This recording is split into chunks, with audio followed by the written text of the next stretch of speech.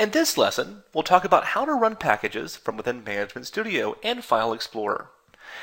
The main way you'll execute packages is with a program called dtexec UI.exe. This utility is a wrapper for another tool called dtexec.exe, which is a command line tool which comes in 32 and 64-bit flavors. dtexec.ui.exe only comes in 32-bit flavor. However, you can still run packages in 64-bit by copying and pasting the command that it produces into a command line.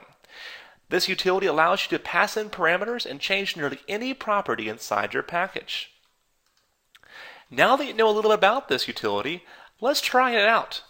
To try this out, let's try to run our utility, the package execution utility, on Lesson 18 package that we deployed earlier. You also want to change the path that it's using. So let me show you what this package looks like. Lesson 18 that we created a long time ago looks like this. It reads data out of an OLEDV source, aggregates the data, and then finally writes it to a destination.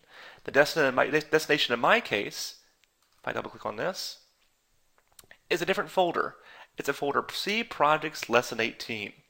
Let me open up that folder now so we can kind of see the file. All the way at the very end, we'll see lesson18.txt. Okay, so let's try to go ahead and run this a different way. So first I'll open up Management Studio.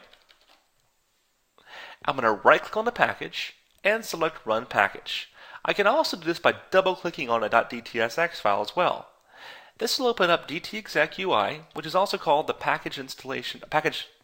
execute package utility, excuse me.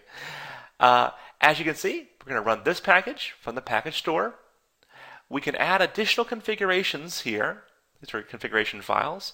You won't see the configuration files that are already in place, but you can only add new ones here. Under the Connection Manager utility, I'm going to check extract and change this from aggregate file, our lesson 18, to my new file.txt. This is how we can change the location of the file. So as you can see, we can overwrite any connection manager at this point. Like the local host, we can change it from localhost to a new server name. We can also say that I want to turn on checkpoints, which we'll cover in later chapter. Under logging, we can add additional logging. Under set values, this is where we can point to a new variable value, or any value inside the package. For example, this one right here is going to change the value of this variable, my variable, to a new value. I'm going to destroy that for the time being, remove that. But in this area right here, we can set any property based on the property path in the package. Lastly, this is the most important tab. This is a command line that's going to be fired off. This is a dtexec command line. So if I hit the execute button right now, you'll see the package did run.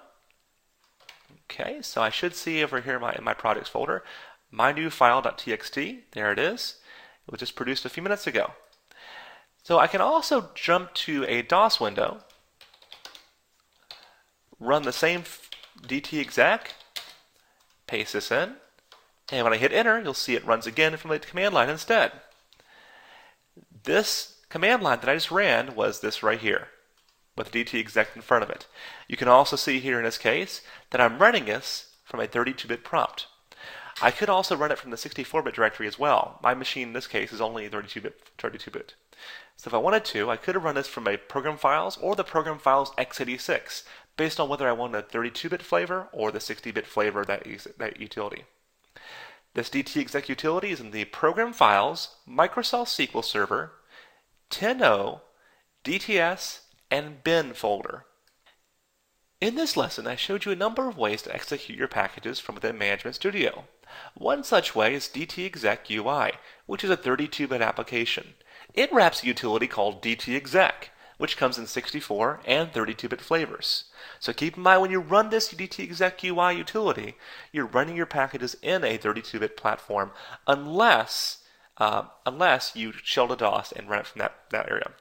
This utility will also let you set package properties to any property inside that package, with as long as you know the package path. Now that you know how to execute your packages from this utility, let's now talk about how do you schedule your packages.